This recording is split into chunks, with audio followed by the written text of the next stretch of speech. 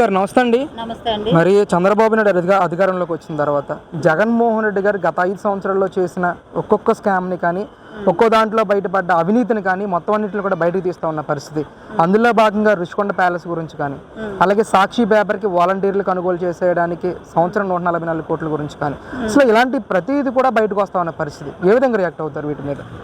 First మన ప్రభుత్వం అధికారంలోకి వచ్చిన తర్వాత టీడీపీ అధికారంలోకి రాగానే రాష్ట్రంలో ఏదైతే వాలంటీర్లకి 150 కోట్లు ప్రతి వాలంటరీ కూడా సాక్షి పేపర్ కొనుక్కోవాలి. అసలు నాకు తెలియకడుతాను, ఏ ప్రభుత్వం అధికారంలోకి వచ్చినా సరే ఎవరు కూడా గతంలో ఎప్పుడు కూడా మా పేపర్ కొనుక్కోండి అని ఎవరికి కూడా వేయలా.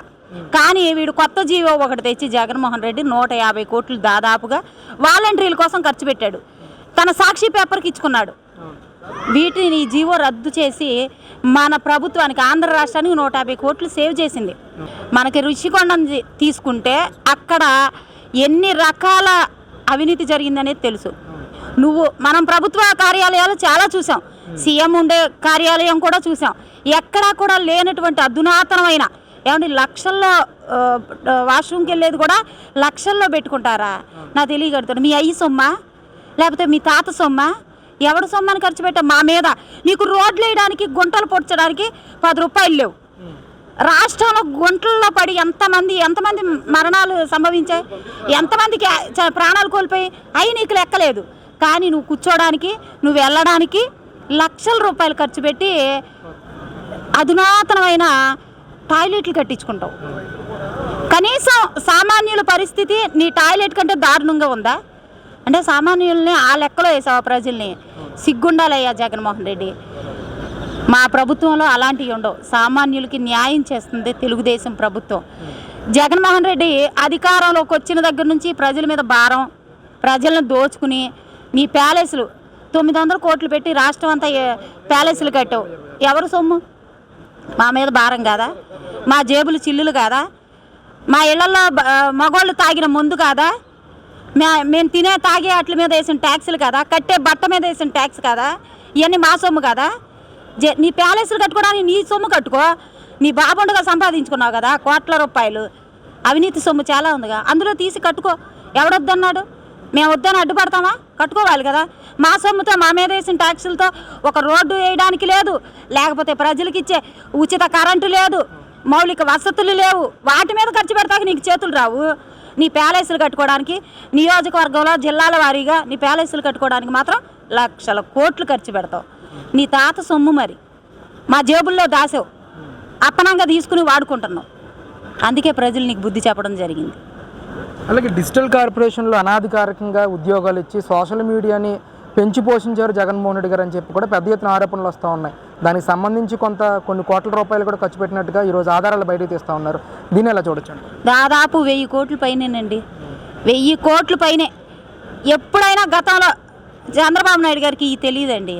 చంద్రబాబు నాయుడు గారి మీద అభిమానంతో ఆయన రాష్ట్రాన్ని అభివృద్ధి చేస్తాడని ఒకే ఒక కాన్సెప్ట్తో ఆయన అంటే వెర్రిగా జనాలు ఆయన అది చేశాడు ఇది చేశాడని సోషల్ మీడియాలో సొంతగా డబ్బులు ఖర్చు పెట్టుకుని పనులు మానుకుని పోస్టులు పెట్టారు.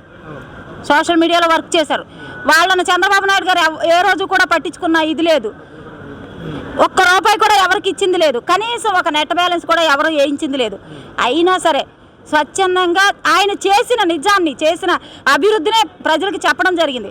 కానీ జగన్మోహన్ రెడ్డి 100 రూపాయలు ఖర్చు పెట్టి 1,00,000 రూపాయలు నేను ప్రజలకు ఇస్తున్నానని పబ్లిసిటీ చేయడానికి 1000 కోట్లు ఖర్చు పెట్టాడు. ఎవడు సొమ్మండి?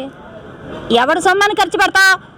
నేను ఒక్కటే అడుగుతున్నా, నువ్వు సోషల్ మీడియా పెట్టుకో, డిజిటల్ మీడియా పెట్టుకో, లేకపోతే ప్యాలెస్లు కట్టుకో, ఇంకేదైనా కట్టుకో. నువ్వు కూర్చోడానికి బంగారంతో బేషన్ చేయించుకో, మేము కాదనను.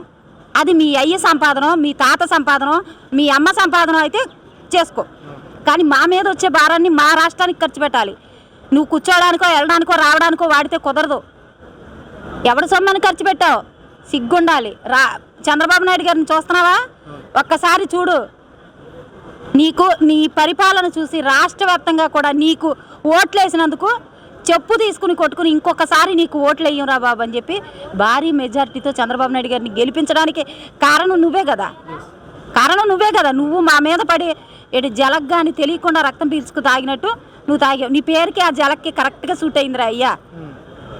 ఇదే తరుణంలో దాదాపుగా ఆయన 10 సంవత్సరాల కాలంలో 986 మందిని సెక్యూరిటీలుగా పెట్టుకోవడం కానీ, వాళ్ళకి దాదాపుగా 980 కోట్ల రూపాయలు ఖర్చు చేసినట్టుగా ఈరోజు టీడీపీ లెక్కలతో సహా బయటపెడతా ఉంది సోషల్ మీడియాలో. దీన్ని ఏ విధంగా చూడొచ్చుంటారు మేడం? ఇంకా అవసరమైతే ఇంకా డబ్బులు పెట్టుకుంటాడండి, ఎందుకంటే ఆయన జేబులో సొమ్ము కాదు కాబట్టి. ఎంతమంది సెక్యూరిటీ అవసరం అంటారా? అవసరమే మరి, మనోడు దొంగ కదా, మనోడు దొంగ. ఓ పక్కన బాబాయిని చంపేశాడు, వాళ్ళ నాన్న చంపిన దాంట్లో కూడా అతను హస్తం ఉందని అనుకుంటున్నారు. అందుకని ఎటువైపు నుంచి ఏమొస్తుందో అని భయం మనోడికి. దొంగ, భూ కబ్జాదారుడు, ఒక భయంకరమైన తీవ్రవాదితో సమానమైన వ్యక్తి మన జగన్మోహన్ రెడ్డి. కాబట్టి అతని ప్రాణం అంటే చాలా భయం ఉంటుంది. కాబట్టి ఎవరు ఏం చేస్తారు? ఒకసారి ఆయన ఉండే ఇల్లుని చూసారా, తాడేపల్లిలో చూసారా? ఆ చుట్టుపక్కల అసలు ఒక జైలుకి కూడా ఉండదు అంత సెక్యూరిటీ. ఎందుకంటే అంత సెక్యూరిటీ నాకు తెలియదు. నువ్వు నిజంగా ప్రజలకు సేవ చేసావు, ప్రజల కోసం నిలబడ్డావు, పేదోడి పక్షాన నిలబడిన పేదోడివైతే నువ్వు అవసరంలా. చంద్రబాబు నాయుడు గారి ఇంటికి లేదే అంత సెక్యూరిటీ. 14 సంవత్సరాలు ముఖ్యమంత్రిగా చేశాడు గతంలో, అయినా సరే ఆయనకి లేదే సెక్యూరిటీ అంతా. నీకెందుకు? నువ్వు తిప్పు కొడితే 5 ఏళ్ళే కదా, ఈ 5 ఏళ్ళకి అంత సెక్యూరిటీ ఎందుకు? జైలు కంటే దారుణంగా సెక్యూరిటీ ఏంటి? నీకు అంత భయం ఏంటి? నువ్వు నిజంగా ప్రజలకు మేలు చేస్తే నువ్వు సెక్యూరిటీ పెట్టుకోవాల్సిన ప్రజలే అడ్డం పడిపోతారు. చంద్రబాబు నాయుడు గారు నువ్వు అరెస్ట్ చేయిస్తే అడ్డుపడ్డారు చూడు, అలా అడ్డుపడతారనమాట నీ కోసం.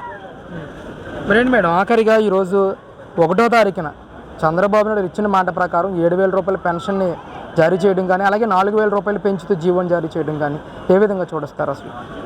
ఇది ఒక అద్భుతమైన పరిణామం అనుకోవచ్చండి. ఎందుకంటే ముద్దులు పెట్టి అక్క, చెల్లి, అవ్వ, తాత అని చెప్పి నేను మీకు 3,000 ఫంక్షన్ చేస్తున్నానని చెప్పి అధికారంలో రాగానే ముద్దులు పెట్టినోడల్లా 250 పెంచాడు. 5 సంవత్సరాల్లో 3,000 చేస్తే మా చంద్రబాబు నాయుడు గారు గతంలో 200 ఉన్న ఫంక్షన్ని 2,000 రూపాయలు చేశారు. ఇప్పుడు 2,000 ఉన్న ఫంక్షన్ని ఈ జగన్మోహన్ రెడ్డి 5 ఏళ్లకు 3,000 చేస్తే మా చంద్రన్న అధికారంలోకి రాకముందే అసలు ఎలక్షన్ కోడ్ వచ్చిన దగ్గర నుంచి కూడా ఏప్రిల్ నెల నుంచి నేను 4,000 ఇస్తున్నానని చెప్పి ఈ జూలై నెల 1వ తారీఖున ఏదైతే సచివాలయ సిబ్బంది, అంగన్వాడీకి సంబంధించిన సిబ్బంది వీళ్ళందరితో మీ గడప దాటకుండా ప్రతి ఒక్కరికి 7,000 రూపాయలు ఫంక్షన్ ఇవ్వబడుతుంది. ఏది ఏప్రిల్, మే, జూన్ది కలిపి జూలై నెలలో ఇస్తాం. ఆగస్టు నెల నుంచి మీకు 4,000 ఫంక్షన్ ఇవ్వడం జరుగుతుంది. ఇది అద్భుతమా కాదా? ఆయన రాగానే చేసిన గొప్ప మేలా కాదా? వితంతువులకి, ఒంటరి మహిళలకి, వికలాంగులకి చేసిన మేలే కదా. మరి చంద్రబాబు నాయుడు గారి పనితీరు అలా ఉంటుంది. ఫంక్షన్ ఇవ్వడం జరుగుతుంది. ఇది అద్భుతమా కాదా? ఆయన రాగానే చేసిన గొప్ప మేలా కాదా? వితంతువులకి, ఒంటరి మహిళలకి, వికలాంగులకి చేసిన మేలే కదా. మరి చంద్రబాబు నాయుడు గారి పనితీరు అలా ఉంటుంది.